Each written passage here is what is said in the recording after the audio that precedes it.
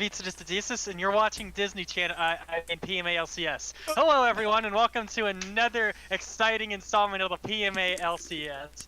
Tonight we have a spicy quarterfinals matchup planned for you. It is going to be the 5-seed LDD Labby Dabby Doo versus the seed number 4 UTD Uno Truco Demonios. On the casting desk tonight, it is going to be me, Vita doing the play-by-play, and my man, Mr. Matt2702 on Colorcast and Stream Duty. How you doing tonight, Matt? Dude, I'm great. I'm gonna be honest. I'm glad that the boys are back in town. This is like our third our third game. Something. I don't know. I, I don't even know how that goes. I don't even know how that goes anymore. Dude, it's fine. Yeah. So When you you're look looking at these teams. What's the first matchup that comes to mind when you look at these teams? is it bad that the first thing I see is Lugo, just us like destroying Hiromar. Nothing against Hiromar, but Lugo's just been playing so well. Dude, Lugo's actually so fine, and I think that mid matchup between Hiromar and This Is Lugo is going to be a crucial turning point of this match. One thing as well to point out is this is going to be a game of mid-jungle duo action, and on the side of UTD, their mid-jungle duo and Maye Hiromar is part of what makes them such a strong and scary team heading into the quarterfinals. And on the side of on the side of Labby Dabby Doo, it's going to be, it's going to be a little bit on both Lugo and, especially Labby to perhaps make sure they can try and keep up and perhaps stifle out that strong mid-jungle duo from the side of UTD. I agree, and as we get into pick bans, we start to see some pretty normal bans out of here. We see the Anivia's banned out here. See some of it. We see some other like a LeBlanc pick, Alawi, Echo. We just see a lot of pretty standard stuff. The J4, the Morgana, targeting some pretty standard picks for Hoagie, the Maye, like Labby, like these pretty standard picks. They left up Labby's Vi, which I don't know, and LDD is gonna first pick Caitlyn. Very safe pick for JJ Bell, but I don't necessarily know if I agree with it. I actually very much like the Caitlyn pick here just because Freedom Penguin has played pretty much nothing but Caitlyn and Ashe this entire split, and so I think the first pick Caitlyn is enough to stifle out Freedom Penguin's pool, and going into this ban phase, focusing the Anivia and the Alawi, I rather like that's basically the standard ban setup that you're seeing against UTD for most of the season, is banning away Hiromar's Anivia, banning away Uncle Jemima's Alawi, and then as for the Morgana is something that Super Hoagie has felt pretty comfortable with. Yeah, and it's not surprising to see Hoagie pick up the Nautilus, a very strong meta support pick at the moment. We do see Biscuit pick up one of his standard support champions in Leona. But I want to talk about this Hecarim. I mean, Hecarim can technically still be a flex pick top jungle, but realistically, we're probably going to see Maye on Hecarim. I don't know. What is his play history on Hecarim?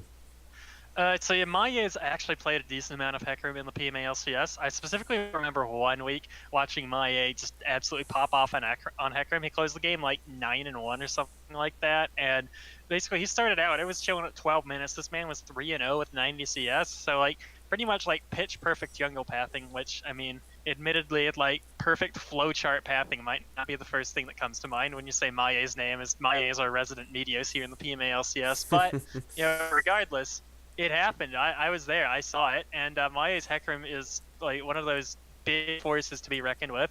And the Ivern pick on the side of Labby Dabby Doo, actually, I really dig the Ivern pick, especially Labby's been busting the Ivern out a couple weeks now. I've at least played with him and seen him play Ivern, and I can say it's pretty okay. And the nice part about this is if UTD's looking to take advantage of that mid-jungle duo disparity that they might find, well, how do you counter jungle Ivern? This man just walks around and he clears all his camps, and there's nothing you can do about it. Yeah. But what I'm really interested in looking at is we do see Labby Dabby Doo ban out the Veigar. So what are we gonna see? What are we gonna see Lugo on? But as an aside, we do see Freedom Penguin on JJ Bell's Sivir, so it's like a flip flop. They were like, all right, you see my pocket pick, I'll match you and I'll play it just as well. So let's see how that goes. So UTD here has banned away tons of just assassins. They banned away Lugo's Echo and they've also banned away LeBlanc and Talon, which aren't really Lugo picks per se, but that's been a pick that like those are just picks that Hiromar does not want to play into in the mid lane. He absolutely despises them. Mm-hmm. And the Karma pick on the side of Labby Dabby Doo that just showed up, that's almost definitely a Rafal Karma top. I've seen that one before. Extremely spicy. In terms of what Lugo can blind pick here, he might be a little pressed to find a decent matchup. Perhaps something like a Victor would be good, especially in a lot of Hiromar's pools. Hiromar now has a more of a specialist pool, and actually taking a page out of the book from when we played them, he's playing picking the Corki here. Dude, that's I spicy. like that a lot. That's spicy. I feel like I've seen the Corki Ivern duo before. Dude, is that a little bit of reminiscent? You're like, I remember when we lost to the. Did you guys win? I thought LDD beat you. Actually, Corki Ivern. I played. Well, let's see. SPT played Corki Ivern against UTD. In week 11, game 1. And it worked swimmingly. I also pulled up the rookie actually against Lugo in lane the week we won LDD, and we lost the tiebreaker later, and that's why they're playing UTD. But yeah, this is just a little bit of story time for you bros in chat. Dude, PMA LCS history time with Vitalis, we love it. But yeah, I do want to take a quick second to see the last pick being Ziggs. I mean, that's pretty noteworthy as well, especially with his W, being able to tear down towers. And it looks like, their goal is going to be just hard objective pushing and going for towers on this side of UTD. I mean, they don't really have a ton of individualized lane pressure. I mean, you have top lane. Oh god, why am I blanking on the top lane pick?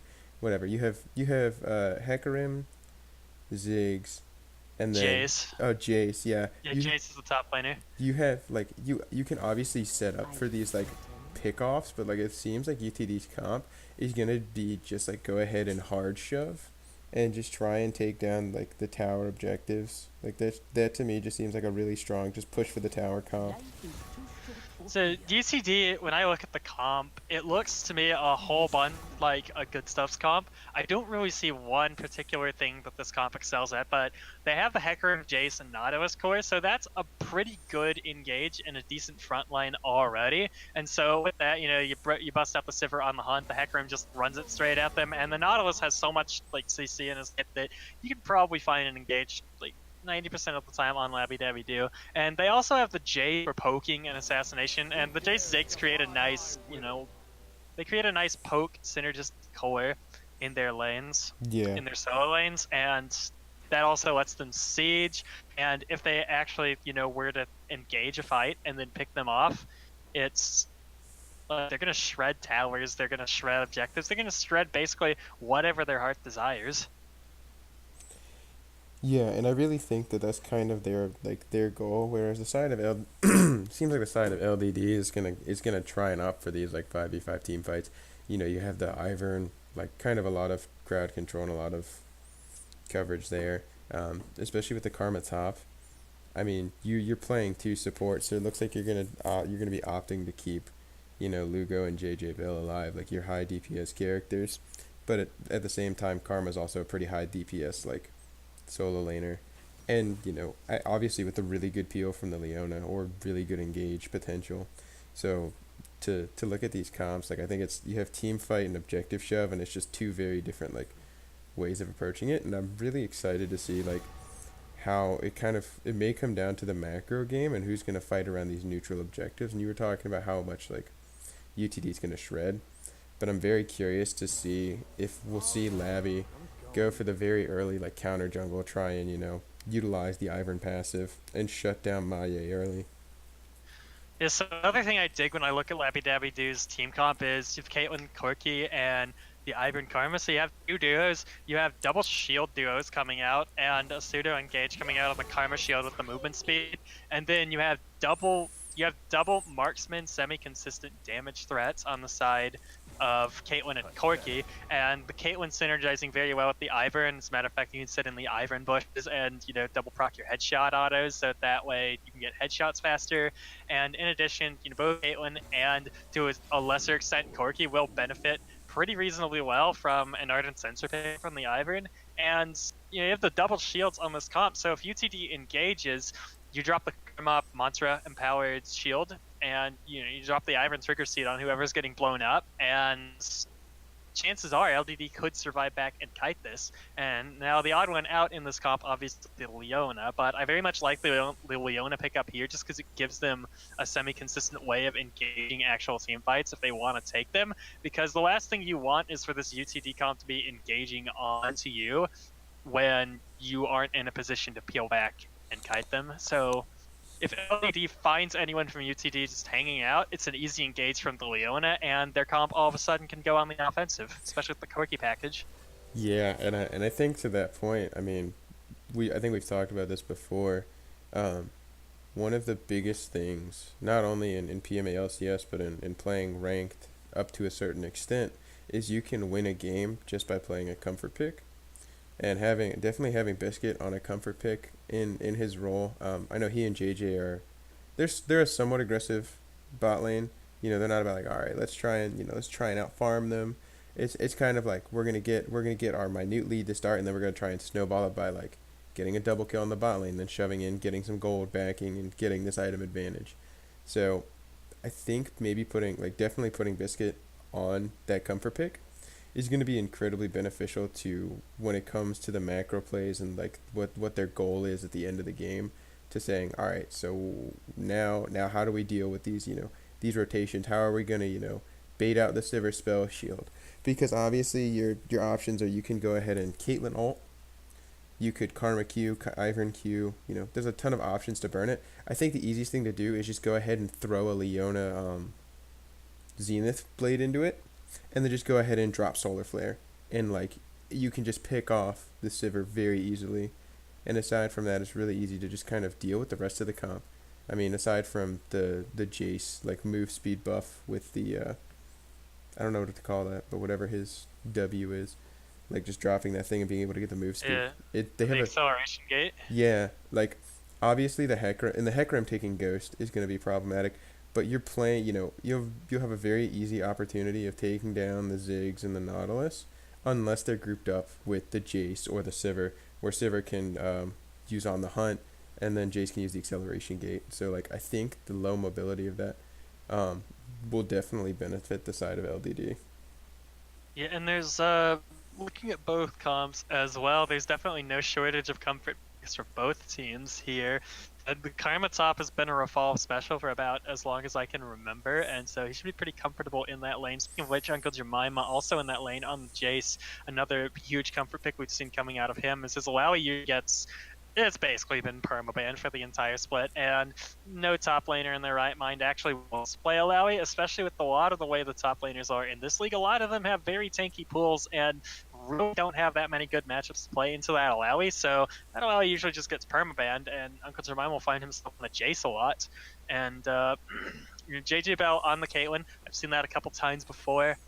Should be pretty good, and the Leona is a PMA LCS standard, and I'm not surprised to see Biscuit Hat pulling it out here.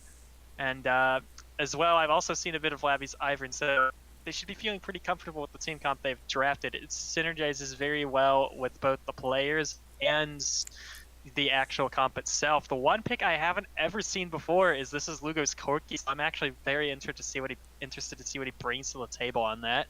And on the side of UTD here, Hiromar has perhaps been one of the people that has been criticized in the past for a noticeable lack of champion pool, or at least the depth of his champion pool, and he's been able to get himself onto the Ziggs here, which he's had reasonable success throughout the season without, and that's really good for them. Mm-hmm. And like I was saying before, the Jason Uncle Jemima special, the Hecarim is definitely a Maye special, and I don't know how many games I've seen Freedom Penguin play Sivir, but like, one, it's Sivir, and two, this is PMA LCS. Every AD carry here knows how to play Sivir, and Super Hoagie is put in so much time on this Nautilus as well. So I actually am so excited to see how this game one plays out. We just have a wealth of comfort picks from both sides, and I think we have two very different but very well constructed compositions. And we even look at the lane matchups for both of these comps, and there's no single lane matchup in this game that leans clearly one way or the other. Yeah, I definitely agree with that. The one thing I do want to, like you were talking about the criticism of Maye. There's, I mean, obviously, or not Maye, sorry, Hiramar. Yeah, here Um, are. Yeah. I'm very interested, and this is one of the matchups that I personally don't know very well. Is Ziggs into Corki? They're both range, and they're both going to be opting to like throw down a lot of poke damage. I think Ziggs just slightly outranges Corki, but I don't know who overall wins that matchup. Overall, the match it's pretty even, and because they both have reasonable wave clear, they both really lack kill pressure on one another unless they make mistakes. Mm-hmm. So I'm expecting we should be seeing a farm fest unless one of these. On paper, this matchup's a farm fest unless one of these players make a mistake. If someone makes a mistake, though, the Corki has the Valkyrie. He has the little tools with which he can control the engagement a little bit more. And Corki hits the Trinity spike sooner, so you know that laning phase extends for a long time. Then all of a sudden the Corki has a lot of kill pressure on Hero. He's doing something that's not so smart. On the flip side, though, if Lugo isn't like dodging around and doing his best to avoid the skill shots, Corki, I believe, yeah, Corki is a super low base movement speed champion. He has 325 movement speed, so if he's not feeling it today, he doesn't buy his boots or something like that, and Hiramar is feeling spicy with his bouncing bombs, that's an opportunity for him to start to eke out a small advantage in that laning phase as well.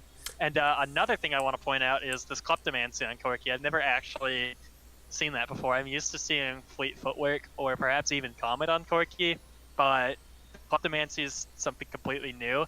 And that seems to imply Lugo's going to play hyper aggressive into Hiromar's landing phase early on. That's about all I can give on that. It sounds about that. You gotta. I completely forgot. I paused at X. I paused at 16, which is really awkward timing. That's completely fine. I'm at 16 already. You want to count down? Oh, dude, nice. All right, 3, 2, 1, go. All right, let's do it. Welcome to game 1 of quarterfinals, baby. Let's do it. Hex to the yeah, dude. Let's get this bread, fellow summoners. Yeah, I'm all about this. We do see a pretty standard like first defense. It's a 4-point like vice of 5, so that's pretty standard. But we do see Labby and Karma just kind of sitting and just like they're thinking about it. I have a feeling they're like, should we do it? Nah. I mean, to be fair though, Hecarim's level 1 is kind of bad because all you have is the rampage. You need some time to get that thing wound up, man. It's like the Hecarim yo-yo. It's more like a hecacopter, really. You know, you don't turn on the helicopter and your blades just immediately whir at the speed of sound. You gotta give him some time to power up. Speaking of which, we haven't seen, and this is something that like maybe just the build itself hasn't necessarily been the greatest. We haven't seen a lot of like Predator Hecarim lately, or I haven't in a lot of my games, and some other in other instances like it just seems that Predator Hecarim has fallen off. But that's something I always really enjoyed watching the builds for, because like you're on one end of the map and all of a sudden you're on the next and you're like, oh, okay, how did this happen? Yeah, and in mid lane right now, Lugo getting his pressure on in that mid lane, popping that Gatling gun. One of the things I did not get to talk about is some of the levels interactions that happen in this matchup. And Corki's level 1 with the Gatling gun is something you don't want to mess with, and I guess Hiramar either did not know about that or forgot about that and forced to blow some potions there, just taking the Gatling gun to the face level 1. It's already starting that matchup off on a little bit of the wrong foot, but yeah. Yeah, we'll see a little bit of the trading top lane, but this like right now, like I think the goal is going to be, we do see Lugo just hard shoving in already level 2, as well as Labby level 2 as well. So both junglers in mid level 2. Ooh, good engage from Biscuit Hat. Some quick damage down onto Super Hoagie and Freedom Penguin in the bot lane, and Super Hoagie actually takes the dredge line back in and switches to flash out as it hits a minion. Hate to see that. That's rather unfortunate. I'm not certain about that. Like, I've always had this question about Nautilus hitbox. Nautilus hitbox is much larger than it seems, and it extends what seems to be like a little bit further beyond what his hook actually is. So, Actually, obnoxious disconnect going in again. That's the ignite popped, and the damage from the Peacemaker is out. Freedom Penguin are going to pop a heal though, and it is not going to be enough to secure first blood on the bot side. Very close though. So we are seeing a lot of just really good setup from the side of LDD bot lane, and this is what I was talking about with the hyper aggression from them coming out pretty early. especially with the I do like the Leona the Leona Caitlyn combo because you can just Leona EQ. Oh, oh, the, And Maye has been found in the jungle by a lab sniper, and so he's pretty high on health. He's autoing him down. Maye popping the smite. Rafal coming down in this mid lane, in this topside jungle to answer. The flash comes out. Maye is going to be CC'd up. That's the first blood going over to this is Lugo on the roam. yeah. And this is you know, I feel like we've casted so many LDD games, and this is where the snowball starts. I think regardless, once you start to give Lugo like Lugo starts to get like one kill, and then it becomes 2 and 4 and 8, and then like he starts to snowball super hard, and it's usually on assassin champions. So I'm curious if it'll be the same way with here, because he has double buffs, and that's just nutty. Yeah, so Levy taking a slightly weird pathing on the Ivern, actually. There's a much more efficient way to path, but in that situation, it actually works out in his advantage, though, as some of his topside was sitting uncleared, but he's full health walking into the river, and Maye is waiting for the scuttle spawn, and then, you know, Labby just runs into a pony, and LDD has lane pressure. Rafal and Lugo, you know, the two hard-hitting solo laners for Levy Dabby do able to make the collapse happen, and it's just bad news bears in the early game for UTD. And Uncle Jemima forced to flash away from another Labby gank in the top lane. If you're UTD right now, there are a lot of ways you can come back from this, but this is where the snowball starts. This is the one thing that you do not want to have happen to you early game when you're playing against Labby Dabby Do is Lugo's sitting mid with double buffs and a kill already at 4 minutes. Yeah. And he was already, you know, asserting his dominance in that mid lane against Hirmar, and this, you know, Lugo's also the primary playmaker for this team, leading the league in a lot of kills, leading the league in a lot of kill and gold differential stats. So, yeah, this is bad news bears right now for UTD. Yeah, I definitely agree. And something that we didn't really mention is that the low impact of level 6 in this top lane. Typically your top lane level 6 would be very high, you know, would typically have a little bit more priority. But in this lane where you already start level 1 with your ultimate, especially like there's going to be much lower impact. Obviously cooldown is going to be affected, but it's going to be like there's no additional benefit to them TPing and being like, oh look, I have this high impact ultimate that I can use now to CC lock someone down. So I think that will be also interesting to see the what happens level 6 for them if they're going to try and utilize the fact that, all right, I have a little bit lower cooldown, maybe I can try and make a play off of this, but I don't think so. Looking at these lanes here, I actually really like the pickup of the Karma into the Jace, and I suspect it's going to be the off Iceborne build we see coming out here from Rafal. And all around, the Iceborne Karma just has a pretty decent matchup in the Jace because she doesn't really build health. She builds the armor from the Iceborne and relies on her monster W sustain in order to win trades in lane. So Uncle Jemima, he can't really go the lethality build. And Rafal actually going in on Uncle Jemima, getting some pretty good damage here. The Mantra Inner Flame pops. Uncle Jemima's really low now. But, so, as I was saying, Rafal... Oh, Maye also coming in the mid lane for a gank in the mid jungle duos are here. Hirmar gonna flash away from that one. Yeah, I was kind of waiting to say something. I was like, we just have them just playing this waiting game, sitting in the mid lane bushes, just doing their thing, and you know, they're like, oh, who's gonna jump the gun first? And obviously Lugo having a bit more of an opportunity with his obviously both of champions have a decent escape with the det pack for Hirmar being able to jump out, or speaking of which, Hirmar gonna get Hirmar quick satchel charge to escape is almost certain death from this is Lugo. And Lugo already asserting his dominance more in this mid lane matchup. And it seems like both junglers are just seeing each other at every turn as they path around Summoner's Rift. But Maye with a huge farm lead over at Labby at the moment. And LDD fancies to engage. Maye gonna pop the Onslaught of Shadows and run straight out of there. Yeah, we do. That's just like, one, it's a really good way to burn the Hecarim ultimate. And that's what I think, 120 second cooldown. And GJ Bell getting hooked up here by Super Hoagie on the retreat. And that Aftershock makes Nautilus one beefy boy, and so he's gonna not take that much damage on the return there. Yeah. I don't know, man. I've been playing a lot of Nautilus support. It's just brain dead and fun, and it's always tilting when people play Nautilus against me. I don't know. Maybe that's just me. Like, I love playing Nautilus, but I hate playing against Nautilus because it's so stupid. Oh, that sounds like basically every other champion Riot's designed past like Oh, 2 you mean- years. I love playing it, but I hate playing against it. Oh, you mean Pike? I'm sorry. You mean yeah, and also everything certainly T's ever designed. That's a unique feature of this game that we probably shouldn't talk about much more. But so looking at this top matchup again, the Jay's gonna have some difficulty playing into this Karma because what do you build against Rafal?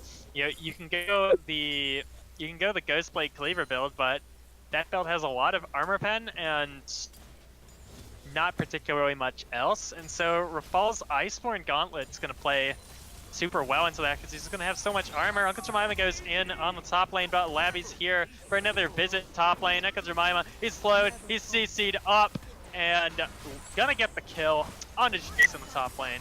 And then we got some bot lane action as well. Super Hoagie goes in on Biscuit, Hat, and the Solar Flare comes out. Hoagie forced to run away. Maye here for the return. Ace in the hole comes out, sneaking past Freedom Peckman. That's a kill for JJ Bell. Dude, that's what you love to see. Like, the threading, the needle shots, those are awesome. Yeah, Like, it's pretty slick. Yeah, I'm kind of curious as to what was going on in comms, to why we didn't see Freedom Penguin step up and say, all right, I can take this one for the team. Maybe it was just an accident, miscommunication, and they missed it. But like, you have plenty of health, and you know the Leona wasn't going to re-engage with such low HP. Yeah, I mean, I don't know. Maybe it was just reaction times. Cause you see Freedom Penguin was moving forward. Maybe he also didn't think Hoagie would die, or he didn't know how low health he is. There are tons of factors that go into things like that. But That's true.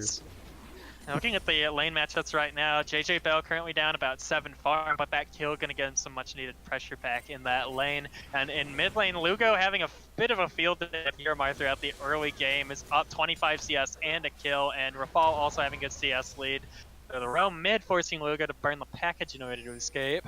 Yeah, but I think that was, I mean, obviously those are very, like, obviously you saw, I don't know, could you see the Sivir? I always get Fog of War, like I never have that turned on, so I don't understand. Oh no. Maye going in the mid lane, the flash coming out of Labby to save him, but Hoagie's here on the run, Lugo gonna burst it down, kill goes over to Hiramar, and now Labby's blown back into his team. Uncle Jemima is here, but not gonna have enough kill pressure on that Ivern right now.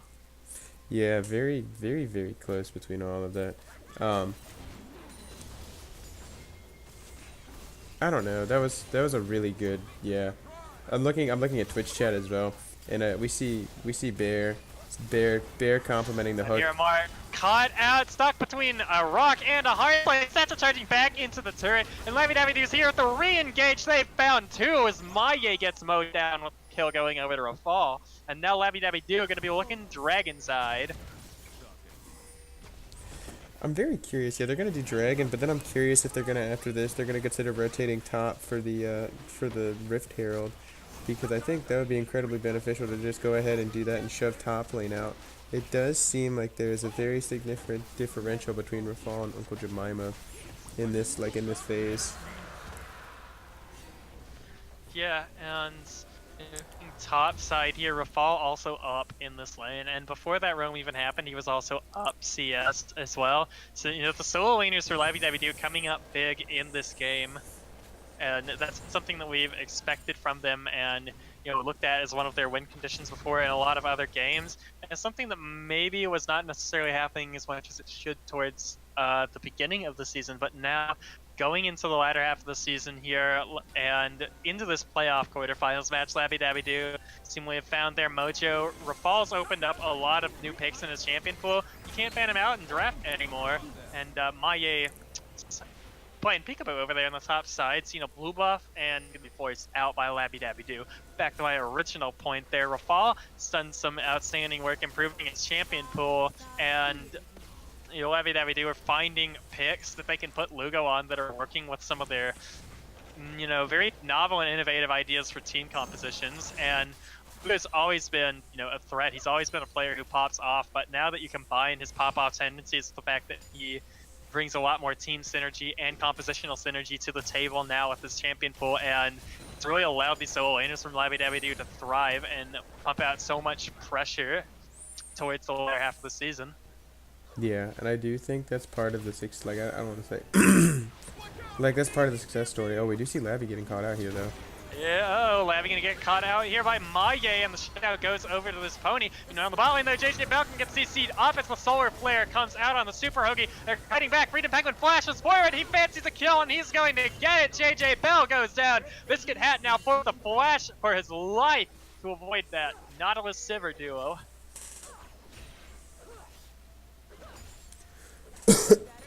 Oh, excuse me. Oh, what the? And Hiromar actually is going to be caught up as well in the mid lane. Satchel charging out. The big old bomb blast comes through, not respecting the damage. The Lugo going to find a kill onto Hiromar there as Maye comes out in the mid lane and now forced to back off. Ooh, turret plating dropping is going to be really unfortunate because there's a lot of lost opportunity gold. We have the D teleport coming in into the bot lane. Rafal's gotten the flank here on Hoagie and Freedom Penguin looking for this kill.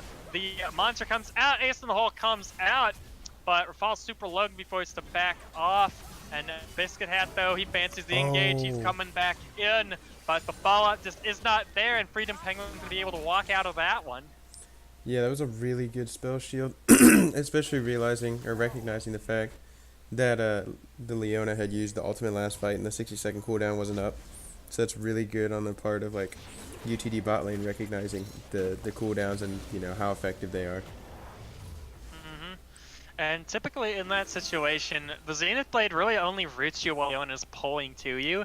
So generally the best thing to do is you hold that spell shield and then wait for the Leona to engage the stun. And especially in that situation, it's pretty much guaranteed because Leona's Solar Flare is down already, so you don't have to worry about blocking that. And you just block the stun that comes from her Q, and you can pretty easily walk out of Leona engage without having to worry about it very much. Oh, we're going to see a cheeky engage. I've seen something very interesting here. JJ Bell looking for Peacemaker onto Peacemaker. Oh, we're net on the Maye though. It seems we've gotten all quiet on the western front here as the solo lanes for both teams reset. Oh, and no. Psych, we're looking for some more action. Maye pops in on Slash Shadows in the mid lane to be stuck under this turret. CC'd up by Labby though, and the damage is there. Maye goes down. Kill goes over to Labby. Dude, Labby has been popping off this game. Like I want to I want to give credit where it's due, and every member of LDD has been doing an incredibly good job. But I do want to shout out Labby specifically. Like he's had the highest KP on the entire team. You know, 5 out of 7, which I believe is close to 70-ish%. Something like that. Yeah, it's 5 out of 7. It's pretty. These are pretty close. Hiromar actually gonna get so killed by this is Lugo here, not respecting the damage, not even gonna flash out. Just gonna let that one happen. Would you say it's worthy of 5 out of 7 Mayes? Yeah, it is worthy of 5 out of 7 Mayes. And speaking of 5 out of 7 Mayes, the one advantage that UTD has at this point actually has to do with their farm numbers. Maye up pretty much almost 4 CS in this jungle matchup here. So, you know, if there's one criticism you could make of Labby this game, it has to be his pathing due to these relatively suspicious farm deficits that you see here in the jungle matchup. But that being said, Labby has put the pressure on the map where it's counted, and he's had no shortage of fair opportunities to make his impact felt on the map this game. So, you know, that farm differential may be a little bit stressful. You know, you gotta look at it and say, all right, this Hecarim's pretty farmed up now. He could be a problem going forth into this late game, but this Siren's had a good amount of impact. We've got our solo lanes ahead. We have the tools now that are going to allow us to assert our dominance in the mid-game transition and close this one out. Agreed, but we also see the large differential in bot in bot lane as well. Top lane's pretty close. There's a in favor of LDD goes, you know, to Lugo in the mid lane. But on this bot side, we do see Freedom Penguins taking a slight advantage, and I want to attribute that to the fact that Sivir is very good at just pushing waves and just like pretty much, I'm not gonna say it's easy, but Sivir getting a lot of these waves is just very easy with W and Q combo. It allows you to shove so hard, and like there's just very minimal you can do about it. And then in this mid-game, the package comes out from Lugo here, cutting off Uncle Jemima's escape. Members of LDD do damage on Hiromar on the side, but Uncle Jemima going to be forced to run away. This for the turn, but can be taken down, but ultimately by Lugo's Corki. Now Maye on this pony pops the onslaught of shadows. He's on to Lugo on the side. Ace in the hole comes out on the Maye. Lugo gonna flash over the wall and escape from that one. Resulting in a 1-0 for Labby. We do. Yeah, really good pick, but also very knowledgeable of JJ Bell with the ace in the hole to slow Maye down, just to allow Lugo to set up his flash, because that was pretty close to one of the more tricky flashes, trying to get it, like, especially when you're looking in the river, pretty much river to river or over river wall is one of the more difficult flashes to make. So that's really tricky to make, but it's really well done. Like, especially setting up just their whole comms, I think were very well done, even though we don't know what they're saying, but the display. I'd say in terms of like flash difficulties, I don't think that area of the wall is perhaps that difficult to do. I think in general, some of the added difficulty is the fact that it is an over the wall flash, and some of those, like, your maximum flash distance is going to end in the wall, so you have to make sure you're past the halfway point so it spoofs you over the side of the wall. Right. And in that situation, that's not necessarily that difficult of one to get. One of the really difficult ones that you would look at would be the flash over the wall, over that top side wall. Oh, the try, yeah. Yeah, over the try wall, and that one's known as the Dyrus flash, and that one has been a really tricky one that we've seen countless top laners fail before. That wall's scary. It's like a miniature purgatory that eats your flashes and sends them to the 7th hell of Dante's Inferno, really. The Lavi up here gonna get caught out by Maye and Uncle Jemima, though. We get mowed down in this Rift Hero pit. Lugo here on the collapse, though, and Hiramar is stuck. Caught out now. The bomb comes in. Lugo gonna get a kill onto Hiramar. He's now on a rampage, and this Corki's so much damage. Maye and Uncle Jemima on the re-engage. Lugo going to fall now, and Rafal looking for the kill finalization on Maye, but that is a Conqueror Hecarim. He's pumping out so much damage. Hoagie on the roam. The death charge comes out. Rafal goes down. That's a double kill going over to Rafal. I mean, Maye. Man. And this is kind of what we were talking about, not only the farm differential, but having that farm differential allows you to be able to pretty much invest in your items a little bit more. We just see the Trinity Force completed for the Hecarim, and that's going to be huge. Trinity Force Warrior, and now we see the Kindle Gem come out, so he's starting to build probably Black Cleaver. And it's just going to be, this may just be very difficult for LDD to deal with. So one point I remember you bringing up earlier that was interesting was not seeing that much Predator Hecarim recently. And it's not necessarily because Predator Hecarim has fallen off or something like that, but just its Conqueror Hecarim allows him a lot of opportunities to set up plays and sustain through fights, and the biggest difference that you see coming through in the Conqueror Hecarim is in the skirmishes. And as you see right there, Maye got the opportunity for extended skirmishes, and he just healed through that fight so much with the Conqueror, and Rafal just got kind of mowed down over time by that Hecarim, and just wasn't able to finalize the kill at all. Yeah, and I do think this is going to be one of the interesting parts. Now we see top lane trading, but like we saw like 3 mid. So they're starting to get into the rotations and kind of the mid game macro. Oh no, Labby. Meanwhile, in mid lane, Maye coming in for a little peekaboo onto that Ivern there, and neither side really gonna find that much of anything. But these Corki rockets are beginning to do some damage, and Lugo's currently 6-2 on this Corki with a noticeable farm advantage. So, the gold total, we're at 22 minutes in the game, and there's only about a 300 gold difference separating these two teams. Ooh, now it's up to, with the first tower, it's up to 1k. Yep, Rafaldo is splitting the first tower, and UTD gonna get an engage in mid lane. This is Lugo caught out where he does not want to be. The shutdown goes over to Uncle Jemima. Onslaught Shadows comes in under the tower, and Maye is on a killing spree now as the dive comes out. This is going to be a second tier turret falling in the mid lane to UTD. They found the fight they want. They have found the engage they want, and now they are reaping the benefits. Yeah, and just looking at the individualized gold, I mean... Oh no, poor hero! We're gonna get caught up on the retreat. That is one dead Ziggs. That's unfortunate. You hate to see it. You really do. In the words of Joe Biscuit Hat Storino, you hate to see it. What a legendary quote. But yeah, starting to look at these individualized gold deficits and gold leads, all of the money is literally on Lugo. Like, Lugo has 9.2k, and the next closest, or his counterpart, the Ziggs, only has 6.6. So when you have almost a 3K gold lead, like that's just absolutely ridiculous. We see a 600 gold lead in top lane for, or sorry, 800 gold lead in top for Rafal, but we do see for the side of UTD, the Redeeming Grace, they do see Maye with a 2K ish gold lead over the Ivern, and their bot lane has about 700 gold lead on the Sivir.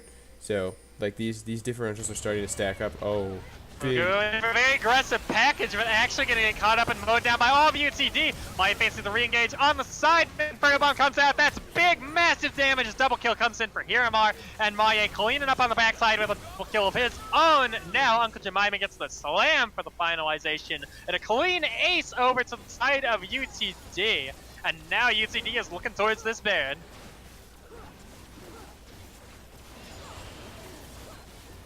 Yeah, that's just. I'm gonna read chat real quick, and this is from. Actually, I'm not gonna read it. Hit him with the question marks, but I do think it was a very. I do think Lugo's engage. The thought was there, and I do think the intent was great, especially because you could cut him off and you have the pick potential. But what makes it very difficult is you don't really have the follow-up capabilities. Oh, Hiramar. Yeah, you have no follow-up, you have no vision, and it gets very dangerous. You know, I feel like I've seen that. I feel like I've seen Hiramar die there before. Don't quote me on it, though. Dude, what do you mean? He's doing his best. That's just. What are you doing? My best. Oh man. Oh man, I'm doing my best. I was trying to do my best to say you hate to see it. I feel like we've said that so much this cast, but dude, you really do hate to see it. There's no such thing as too much you hate to see it. Yeah, so, you know, we were talking about Lugo's package engage. The intent was there. I dig the idea, the premise, but one, there's no follow-up, and two, you don't really know where all of UTD is, so that's the moment where you gotta check yourself before you wreck yourself. Lugo probably realizing midway through the engage that his package is way too big at the moment, and then there's 5 members of UTD there. Assess. It's at this moment that, you know, you realize you're screwed up, and then you just die. That's really all there is to it. I imagine the Gary Jules Mad World is playing as Lugo's just flying across. Just I'm not gonna sing. It was like all around me are familiar face. It's just like flying across, and you're like, shit. It's Hot Rod Corky over here. We've seen some Mad Max Fury Road action. But back to this game though. UTD setting up the 4-1 action, and we do looking for the team fight in the bot lane. The On the Huntsman pop. UTD wants out. Maya with the re-engage though, gets the 4-man onslaught of shadows. Massive damage comes out. UTD finding the fight they want here. Mark's lane, JJ now, and Biscuit have to get mowed down in the back. UTD turning a 4v5. Actually, though, was a 4v5, but the teleport engage was called from Uncle Jemima, and UTD found another clean 5-for-0 ace on to Labby Dabby Do. Yeah, that's really that was really good by Maye. But we did see on the onset of that fight, we do see Lugo separate and push to the side. So Lugo's off to the side, just trying to put in as much damage as he can. And part of the issue was, like, I mean, obviously, very well done by the side of UTD. Oh, Maye playing a dangerous game here. So yeah, Levy and I do having a lot of issues dealing with UTD's team fight and composition at this point. And talking about Maye on this Hecarim earlier, and that farm differential is getting a little bit scary, but what's even scarier is the fact that Maye is consistently hitting either 3-man, 4-man onslaughts of shadows in fights. He's getting the consistent and massive engages that UTD needs in order to, you know, make these clean aces happen. And on the side of Labby Dabby Do, perhaps they're just getting impatient, and it's shown in multiple engagements. Last fight, you know, Lugo running in with the package, basically donating a clean ace over to the side of UTD. And Lugo actually going to get caught out here again. Maye dominating on this Hecarim. He has the solo kill on Hiramar, but there's actually a pony there. And LDD is just all around getting very antsy at the moment. They're forcing engages when they don't need to be, and they're not being patient and utilizing the tools in their composition that they have. They need to be kiting back a little bit more and utilizing Leona to counter engage. And at the moment, they're just trying to force things way too hard, and it's donating free ults over to Maye. It's giving UTD the team fights they want. Meanwhile, on the top lane, though, Freedom Penguin actually getting mowed down and cut out by members of Labby Dabby Do there. But back to the original point is they're playing UTD's game right now, and unfortunately, UTD is probably one of the best teams in the league at straight up fighting. And I mean, you would certainly hope so, because UTD's only game plan for the entire league has been run at people and fight them. So they gotta get pretty good at it at some point. And at some point, it turns out they actually are pretty good at it. Yeah. The one thing I did want to bring up though is I think part of this is due to, I mean, they had their initial team comp going in.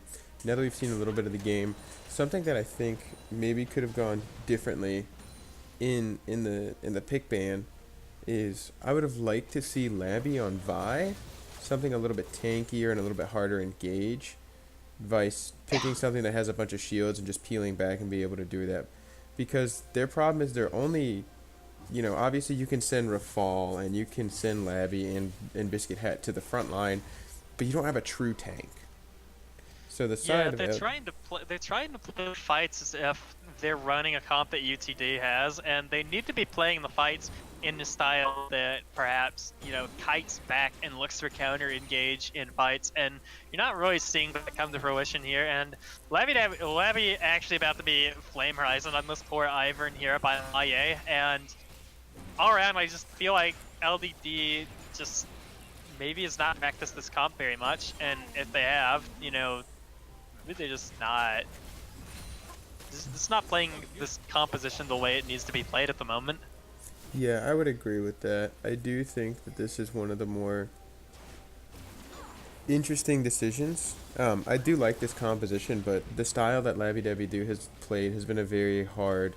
Like, you have a bunch of CC and you pretty much lock one target down. And UTD over here, finding Labby Dabby doing their own jungle, and it's chaos breaking out. It's here Mars on a killing spree, and UTD is finding more members of Labby Dabby Do in this fight. Biscuit Hat and Labby split off, running the heck away, but Dr. Jemima fighting to take down Biscuit Hat, and UTD is now looking for this Nexus. They've gone straight in through the mid lane here. Mars onto the turrets. The 6 does so much damage to the turrets. UTD gonna take this game number 1. The GG's come out in chat and the Nexus falls. That is game 1 going over to UTD in these quarterfinals. Yeah. That's just this. That was a very, and I think people in chat are saying it the best. Is you're seeing, I think that's JJ's brother, actually. So JJ's brother is like, yeah, it's just a warm up game. It's fine, all good. But I do think potentially that, I'm not gonna say it was a warm up, but game 1 was a little bit shaky in terms of how they played the comp. There's nothing wrong with the composition itself. It was just a matter of, like you had said, kite back versus doing the super hard engage. Let's look at some deets real quick. What do we got? Most damage to champions. Who do you think it was? Are you looking at it or no? I was gonna assume probably Lugo, just because he was doing so much. Yeah. And it's actually, it is Lugo. And That's so nutty. Yeah, the issue of that game was not necessarily a lack of damage from the side of Labby Dabby Do, just probably I don't know, like maybe it's nerves, maybe it's Yeah. maybe it's some inhibition, maybe it's a lack of experience with the comp, maybe it's Maybelline. Honestly, dude, like I don't know, but Jesus. starting to see some hauntings here of earlier season Labby Dabby Do, but I don't think we have yet seen LDD's full team potential come out in that game 1. It's not even their final form. Yeah, not even their final form. We're looking at like Super Saiyan like 10 million right here, and they're not even past 1 yet. Yeah, that's what you want to see. Yeah. I think part of the issue was just the damage distribution.